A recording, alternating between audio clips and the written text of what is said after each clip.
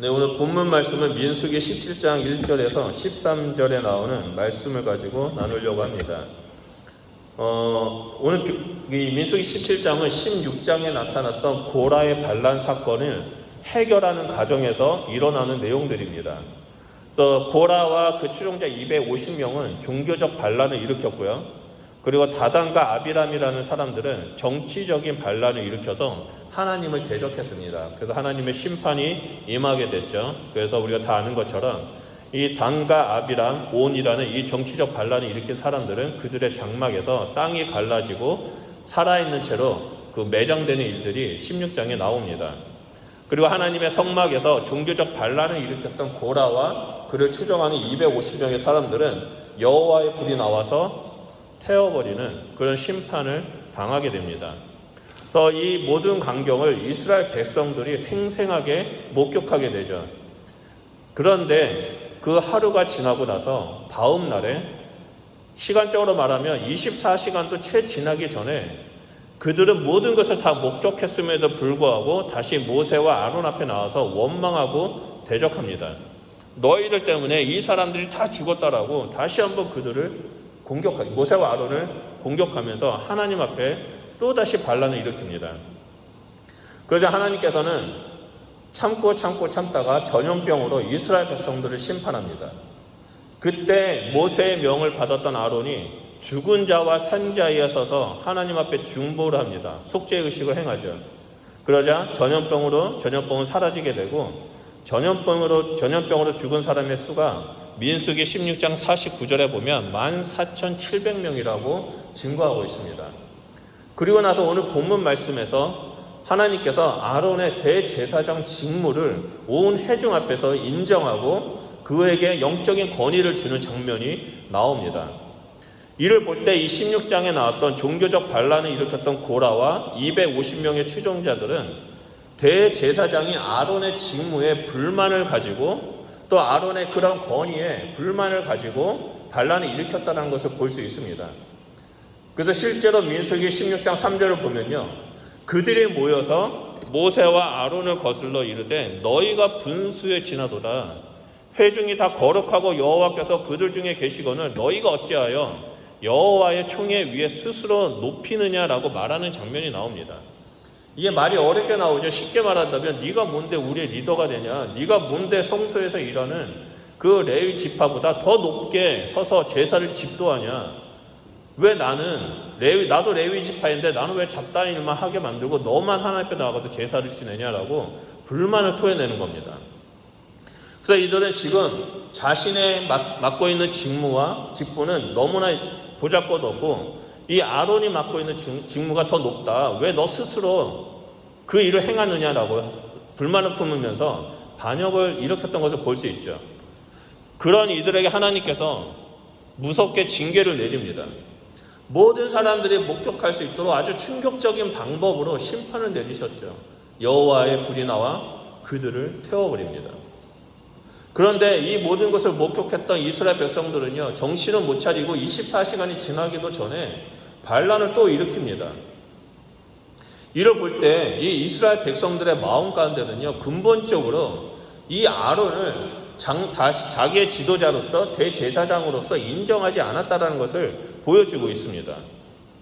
사실 이스라엘 백성들이 바라본 모세와 아론의 모습은 천지차이죠. 모세는 애굽에서부터 10가지 재앙을 일으켰고 홍해를 갈랐고 시내산에서 하나님과 대면해서 율법을 전해주었고 광야를 걸을 때마다 무슨 일이 생기면 하나님 앞에 나아가 하나님의 명령을 받아서 자신들에게 전해줬습니다. 그래서 이 사람들은 이 모세가 하나님이 세우신 지도자라는 것을 인정하고 목격했습니다. 하지만 이 이스라엘 백성들이 바라본 아론의 모습은 전혀 그러지 못했습니다. 아론은 어떤 사람입니까? 애굽에서 자신들과 똑같이 노예 출신이었습니다. 심지어 아론이 너무나 큰 죄를 저질렀죠. 시내산 밑에서 황금 송아지를 만들었습니다. 그 우상을 만들었다는 것은 이 아론이 아주 주도적으로 우상 숭배를 이끌었다는 것을 보여줍니다. 또한 자신들처럼 이 아론은 미리암과 함께 모세를 반란까지 일으켰던 사람입니다. 이 이스라엘 백성들은 그런 아론의 모습을 다 지켜봤는데, 옆에서 다 목격했는데 그런 모습을 보면서 자신들과 별 차이 없는 똑같은 사람이라고 여겼던 거죠. 그런데 이 아론이 모세의 사촌 형이라는 이유 때문에 높은 자리에서 이스라엘의 민족의 지도자가 됐다는 것에 대해서 온전히 납득하지 못하고 불만을 표하게 되는 겁니다. 그래서 이들은 모세와 아론의 지도력에 불만을 품었고 반역을 일으킨 겁니다. 그런 이스라엘 백성들에게 하나님은 아론을 택하셨고 이 민족의 지도자로서, 영적인 지도자로서 세워주셨다라는 것을 확실한 증거로 보여주기로 작정합니다. 그 내용이 바로 오늘 본문 말씀 17장입니다. 오늘 본문 말씀은 하나님께서 이스라엘 백성들이 다시는 반란을 일으키지 못하도록, 하나님이 세우신 영적 권위를 다시는 뒤집지 못하도록 안전장치를 만들어주는 내용입니다. 이 말씀은요, 우리가 살고 있는 지금으로부터 3,500년 전에 일어난 일들입니다. 하지만 3,500년이 지난 지금 우리에게도 하나님께서 동일하게 해주고 계시는 말씀입니다. 왜냐하면 우리는 모두 다 하나님께서 택하신 족속이고 왕같은 제사장이며 하나님의 소유된 백성이기 때문입니다. 그런 우리들이 모여서 한 몸을 이루고 신앙 공동체를 이루었습니다. 그래서 많은 분들이 이 말씀을 해석하고 적용할 때 교회에는 영적인 권위가 있고 리더십이 있어서 존중해야 된다라고 말합니다. 이런 해석은 틀린 말은 아닙니다. 교회는 목사, 장로, 권사, 집사 등의 직분이 있죠. 그리고 하나님이 기름 부으셔서 세우신 이 직분을 서로 인정하고 존중하고 한 몸을 이루어야 되는 것은 진리입니다. 맞습니다. 그런데 저는 이것을 거기에 초점을 두고 싶지 않습니다. 이 좁은 의미에 초점을 두지 아니하고 좀 넓은 의미에서 우리들에게, 우리 그리스도인들을 향한 하나님의 아버지의 마음, 하나님의 가르침, 하나님의 뜻에 따라 살아가는 그런 것들을 좀 살펴보고자 합니다. 왜냐하면 우리 그리스도인들을 세상 사람들이 주목해서 보는 공인이기 때문입니다. 거룩함을 드러내야 하는 존재이고 하나님의 소유된 백성이기 때문입니다. 그래서 안 믿는 사람이 죄를 짓고 그리스도인이 죄를 지었을 때 동일한 죄를 졌다 한다 할지라도 수많은 돌을 맞는 것은 오히려 그리스도인이 더 많이 받습니다. 다른 종교의 성도나 지도자들이 죄를 졌다 할지라도, 또는 교회에 있는 성도와 지도자들이 죄를 졌다 할지라도, 똑같은 죄를 진다 할지라도 수많은 돌을 더 많이 받는 것이 바로 우리 교회에 다니는 사람들입니다. 그리스도인입니다. 왜 그렇습니까? 우리는 영적인 하나님의 왕같은 제사장이기 때문에 세상 사람들이 보기에 우리는 하나님과 함께하는 사람, 하나님의 그 영적인 권위를 받는 사람, 하나님 말씀대로 살아가는 사람이기 때문입니다. 그래서 오늘 말씀을 들을 때 여러분 삶 속에서 오늘 본문 말씀을 하나하나 적용했으면 좋겠습니다. 그래서 나 자신이 세상 속에서, 교회 안에서, 하나님 안에서 어떠한 정체성을 소유한지 좀 깨닫고, 그리고 이 땅에서 어떻게 살아야 하는지를 좀 이 말씀을 통해서 봤으면 합니다. 먼저 오늘 본문 말씀을 보면요, 우리가 너무나 잘 알고 있는 12지팡이가 나옵니다. 이 12지팡이가 오늘 본문 말씀의 핵심적인 역할을 합니다. 우리 다 같이 1절과 2절 말씀을 보겠습니다. 우리 같이 읽겠습니다. 시작. 여호와께서 모세에게 말씀하여 이르시되 너는 이스라엘 자손에게 말하여 그들 중에서 각 조상의 가문을 따라 지팡이 하나씩을 취하되 곧 그들의 조상의 가문대로 그 모든 지휘관에게서 지팡이 12를 취하고 그 사람들의 이름을 각각 그 지팡이에게 쓰되. 여기서 지팡이는요, 고대 사회의 리더십을 말합니다. 각 조상의 가문을 따라 이 지팡이가 있다는 것은 각 지파의 지도자가 있다는 것을 보여주고 있습니다. 그리고 이 각 지파의 지도자들은 하나님께서 그 지파를 이끌 수 있도록 리더십을 주어줬다는 것을 보여줍니다. 하나님께서 허락하셨기 때문에 이들은 그 지파의 리더가 되었던 거죠. 하나님께서 모세에게 그 각 지파의 지도자들에게 너희의 지팡이를 가져오라고 말합니다. 네가 들고 있는 그 지팡이를 들고 와라. 근데 그냥 들고 오지 말고 네 지팡이에 이름을 쓰라고 말합니다. 근데 여기서 보면은 다른 지파와 달리 3절에 레위 지파 지팡이에는 아론의 이름을 지정해 줍니다. 레위 지파에 아론의 이름을 적어라라고, 그 지팡이의 이름을 적으라라고 말씀하십니다.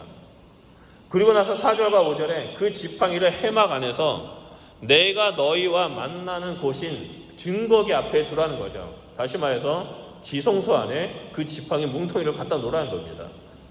내가 택한 자의 지파기에는 싹이 나리니 이것으로 이스라엘 자손이 너희에게 대하여 원망하는 말을 내 앞에서 그치게 하리라 라고 말씀하고 있습니다. 이제 이 모세의 명령에 따라 모든 지팡이가 모였습니다. 12개의 지팡이를 모두 모아보니 그냥 평범한 긴 막대기를 쌓아놓은 것처럼 보입니다. 지팡이에는 생명력이 없죠. 말라 비틀어져 버린 그냥 막대기일 뿐입니다. 어쩌면 이 이름을 기록하지 않으면 이 지팡이가 누구 건지 모를 정도로 다 비슷하게 생겼습니다. 아론의 이름이 새겨진 지팡이도 마찬가지이죠. 이 아론의 지팡이에는 금으로 덧칠한 것도 아니고 특이한 문양을 달았던 것도 아닙니다. 그냥 평범한 죽은 메마른 막대기일 뿐입니다. 그저 평범한 죽은 이 막대기에 불과했는데 이것이 바로 하나님 앞에 있는 이스라엘 지파의 지도자들의 모습이라는 겁니다. 그 어떤 지파의 지도자들도 심지어 아론도 하나님 앞에서는 특출나게 뛰어난 모습이 없습니다. 내세울 게 하나도 없는 그냥 죽은 막대기에 불과합니다. 하나님은 이러한 12지파를 이스라엘 민족으로 선택하셨습니다. 하나님 백성으로 삼으셨습니다. 하나님께서 이스라엘을 선택하신 이유는 다 하나이죠. 모든 민족과 열방 가운데 이스라엘을 통해서 하나님을 나타내기 위함인 거예요. 하나님을 나타내기 위해서입니다. 그래서 이스라엘 민족은 늘 거룩한 백성이 되어서 하나님의 형상을 드러내고 온 열방 가운데 모든 민족이 하나님 앞에 나오도록 이끌어야 되는 그런 책임감이 있었던 것입니다. 하나님은 온 열방이 먼저 하나님의 백성이 된 이스라엘을 통해서 하나님 백성으로 나오기를 원하셨습니다. 그런데 지금 이스라엘 백성은 어떻게 하고 있습니까? 누가 더 크냐? 내가 더 크다. 네가 더 크다. 네가 뭔데 제사장 일을 하냐? 나도 할 수 있다라고 서로 싸우고 있습니다. 하나님은 이 보잘것없는 12지팡이 죽은 막대기를 통해서 이스라엘의 적나라한 모습을 보여주고 있습니다. 그리고 나서 이 12지팡이 중 하나를 선택해서 싹을 나게 하겠다라고 말씀하고 계십니다. 아직 누구의 지팡이에서 싹이 날지는 분명하지 않지만 그 싹은 하나님께서 선택하신 사람에게 명백한 증거가 될 것이라는 것을 우리는 알고 있습니다. 그 증거가 바로 아론의 지팡이입니다. 본문 말씀 8절로 보면 이튿날 모세가 증거의 장막에 들어가 본즉 레위 집을 위하여 내는 그 아론의 지팡이에 음이 돋고 순이 나고 꽃이 피어서 살구 열매가 열렸더라라고 나옵니다. 다음날 아침에 모세는 지성소에 들어갑니다. 그리고 그것에 놓였던 12지팡이 모두를 들고 나옵니다. 그 지팡이를 처음 본 모세도 그리고 모세가 가지고 나온 그 12지팡이를 본 모든 이스라엘 사람들도 충격받는 일들이 나옵니다. 생명력이 없는 말라 비틀어진 죽은 막대기에 12지팡이 중 하나에 음이 돋고 순이 나고 꽃이 피고 살구 열매가 맺혔다는 겁니다. 그래서 이 12지파의 지도자들, 이 족장들이 하나둘씩 자기의 이름이 새겨진 그 지팡이를 하나씩 찾아갑니다. 그러고 보니까 살구 열매가 맺힌 그 지팡이의 주인공이 아론이라는 사실이 드러납니다. 이로써 모세가 자신의 사촌형이기 때문에 아론을 대제사장으로 세운 것이 아니라 하나님께서 아론을 친히 선택하고 세우셨다라는 증거가 나타난 것입니다. 그런데 우리가 여기서 유독 주목하면서 살펴봐야 할 것이 있습니다. 그것은 왜 수많은 열매 중에 하필 살구꽃이고 수많은 열매 중에 살구 열매냐라는 부분입니다. 아론의 지팡이가 살구나무이기 때문에 살구나무로 만든 지팡이였기 때문에 살구꽃이 피고 살구 열매가 맺었다라고 말하는 사람도 있습니다. 그렇게 말한다면 할 말이 없습니다. 근데 우리는 이 지팡이가 살구나무인지 아닌지 확인을 안 했기 때문에 뭔가 찝찝한 마음이 듭니다. 하지만 이 성경책에 기록된 살구꽃, 살구나무를 살펴보면요, 그 안에 특별한 하나님이 주신 가르침, 하나님의 의미, 그 특별한 의미가 숨겨져 있는 것을 볼 수 있습니다.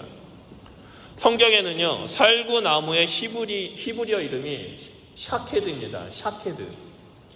이 샤케드는요, 실제로 우리가 알고 있는 살구나무가 아니라 아몬드 나무입니다. 조선어로 성경을 번역할 때 당시 조선에는 아몬드 나무가 없었습니다. 그래서 이 사람들이 아몬드 나무라고 번역한다면 조선 사람이 아몬드 나무가 무엇인지 도대체 이해가 안 되니까 가장 비슷한 나무인 살구나무로 번역한 겁니다. 그리고 이 샤케드라는 나무, 즉 아몬드 나무는요, 이스라엘 백성들에게 죽음의 계절인 겨울이 지나고 새 생명의 시작을 알리는 봄의 첫 꽃을 피우는 그런 나무로 알려져 있었습니다. 그래서 이스라엘에 가장 먼저 봄을 알리는 꽃이 바로 아몬드 꽃입니다. 그래서 여러분 성지순례 봄에 간다면요, 길가에 하얀 꽃이 쫙 펴 있고요, 예루살렘 성의 산지에 그 동산에 숲에 하얀 꽃이 쫙 뒤덮이는 것을 볼 수 있습니다. 그게 바로 아몬드 꽃입니다. 마치 우리가 봄이 되면 한국에 벚꽃이 쫙 펴가지고 봄이다라고 말하는 그런 일들이 일어난 것처럼 이 이스라엘에서는 아몬드 꽃이 쫙 피면 봄이다라고, 새 생명이 시작된다, 새로운 계절이다, 그렇게 사람들이 인식하고 있었습니다. 아무튼 이 성경에는 아몬드 나무라고 나오지 않고 살구나무라고 나오니까 헷갈리니까 그냥 살구나무라고 계속 설교를 하도록 하겠습니다. 이 살구나무의 히브리어 이름은 샤케드입니다. 샤케드는 무슨 뜻을 가지고 있냐면 깨어있다, 지켜보다, 지키다, 돌보다, 그런 의미가 가지고 있습니다. 그래서 성경을 보면 이 샤케드라는 단어로 쓰여진 살구나무가 여러 차례 등장하는데요. 첫 번째 등장은 야곱이 삼촌 그 라반의 집, 사기꾼 삼촌 라반의 집에 있었을 때 품삯을 못 받습니다. 그래서 그 삼촌한테 품삯을 받기 위해서 얼룩진 양을 받기로 했던 약속이 있습니다. 그때 야곱이 했던 일은 뭡니까? 살구나무 껍질을 벗깁니다. 버드나무 껍질이랑 살구나무 껍질을 벗겨서 양들에게 보이고, 그 양들이 얼룩진 양을 낳도록 할 때 이 살구나무 샤케드가 나옵니다. 그리고 두 번째 등장은 요셉이 애굽의 총리로 있을 때 흉년 때문에 요셉의 가족들이 이집트로 내려옵니다.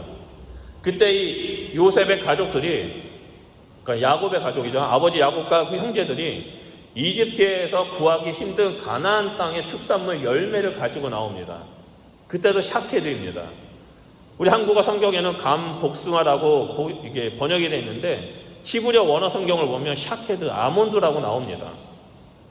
그리고 세 번째 등장은 출애굽한 이스라엘 백성이 성막을 지을 때 그 성막 안에는 일곱 등장, 금으로 만든 7등장의 촛대가 나오죠. 그 촛대의 모양이 살구꽃 형상으로 되어 있습니다. 네 번째로 오늘 본문의 말씀에 나오는 지팡이의 살구꽃, 살구 열매가 등장하는 내용이고, 마지막 등장은 예레미야 선지자를 부를 때 하나님께서 예레미야에게 샤케드의 환상, 살구나무, 즉 아몬드 나무의 환상을 보여주면서 내가 이스라엘을 영원토록 지키겠다라고 약속하는 장면이 나옵니다.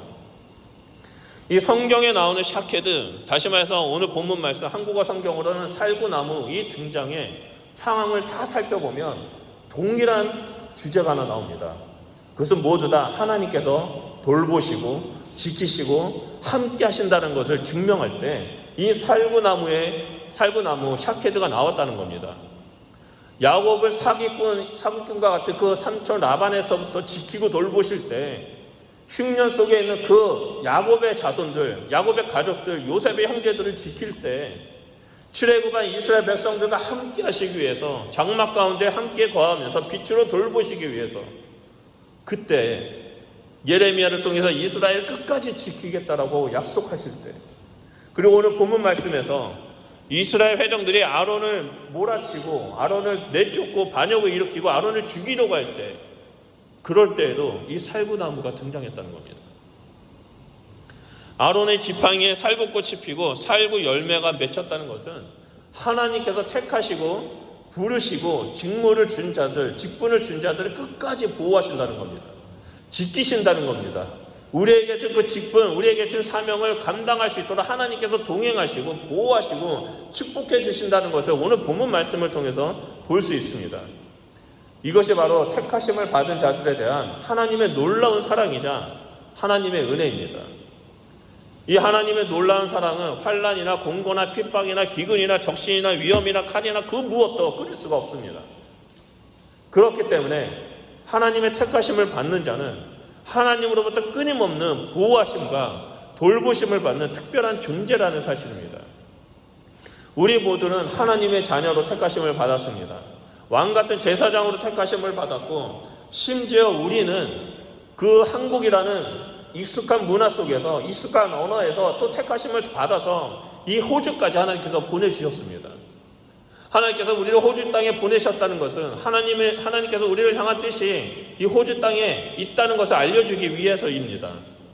하나님께서 우리를 호주에서 무언가를 이루시기 위해서, 우리를 통해 행하시기 위해서 우리를 보호하시고 돌보시고 살고 남은 이 샤케드의 은혜를 우리 가운데 부어주고 있다는 사실을 우리는 명심해야 합니다.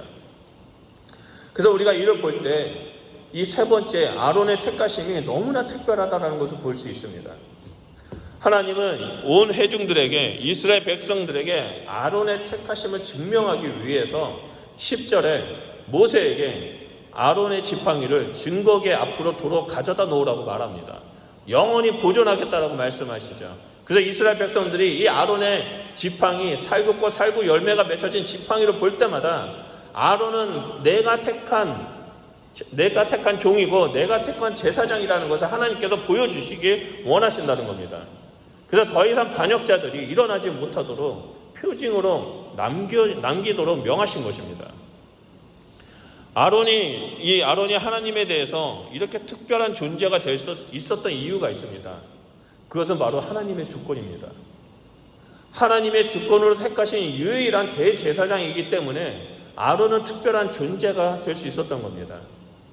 제사장의 역할을 감당하고 또한 지성소에 들어가다 하나님을 섬기고 이스라엘 백성의 죄를 짊어지고 하나님 앞에 나아가 예배하며 제물을 드리며 제사를 드릴 수 있는 그런 존재로 부르신 겁니다. 이 아론이 지성소 안에 계신 하나님 앞에 나아가서 그 제물을 드릴 때 하나님께서 그 제물을 받아주셔야지만 그 제사는, 그 예배는 성공적인 제사가 될 수 있었습니다. 그래야지만 이스라엘은 하나님 앞에서 다시금 은혜를 기대하고 받을 수 있었습니다. 이스라엘 백성 중에 그 누구도 대제사장 외에는 지성소에 들어갈 수 없었습니다.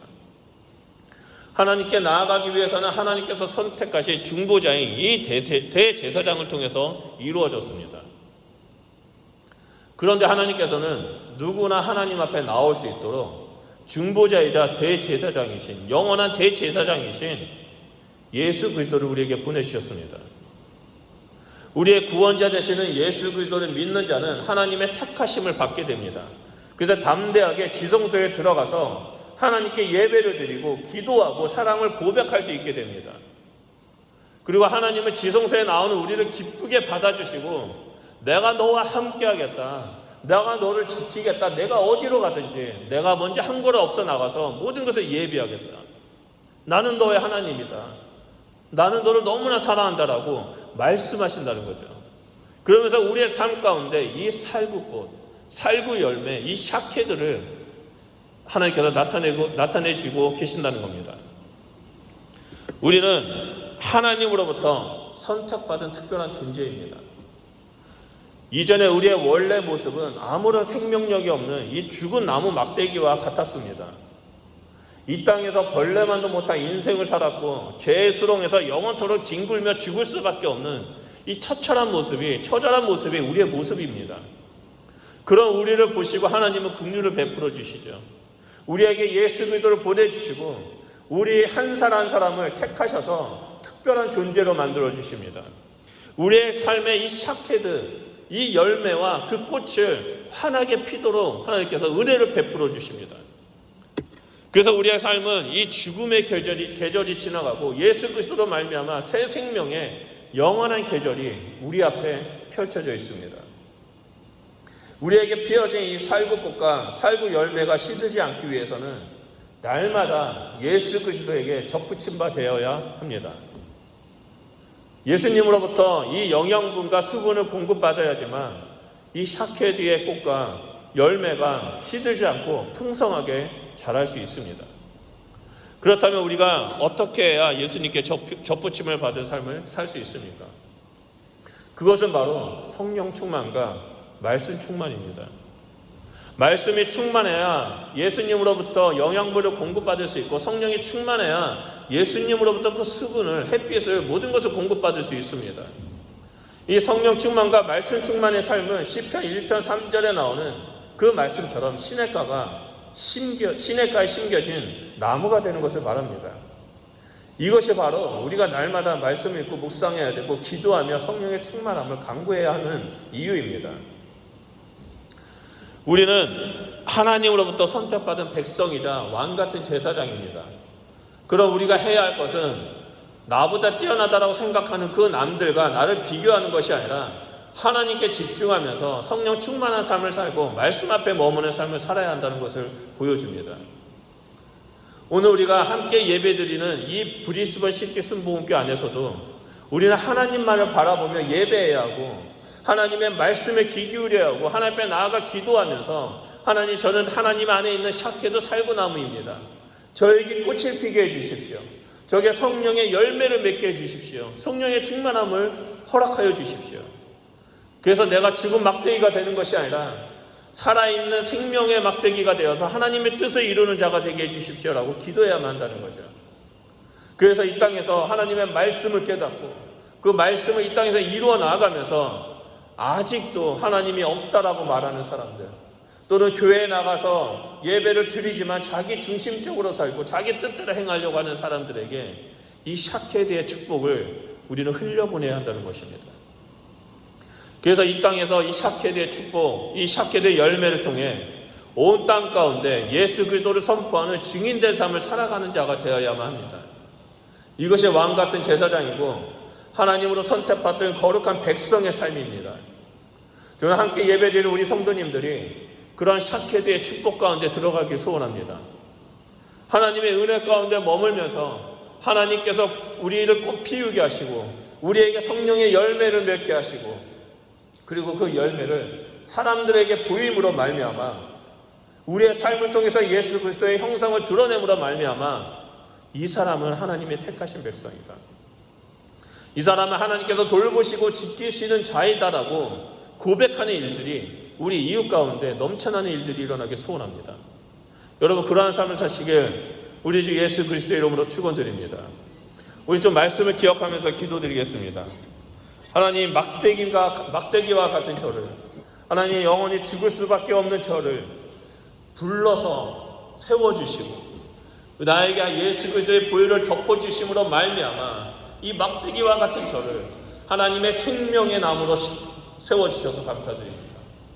이 강야에서 사막에서 메말라 죽을 수밖에 없는 저를 하나님의 보좌에서 흘러나오는 그 은혜의 강물에 심어주셔서 그 살구꽃을 나게 하고 살구 열매를 맺게 하는 그런 샤케드의 축복을 저에게 부어주셔서 감사드립니다. 하나님, 내 삶이 하나님만을 바라보며 나아가겠습니다. 그럴 수 있도록 하나님 저에게 성령의 충만함을 허락하여 주십시오. 말씀을 보는 눈을 열어주십시오. 하나님 말씀 앞에 머물게 하셔서 하나님이 주시는 그 샤케드의 모든 축복들을 누리는 자가 되게 해주십시오.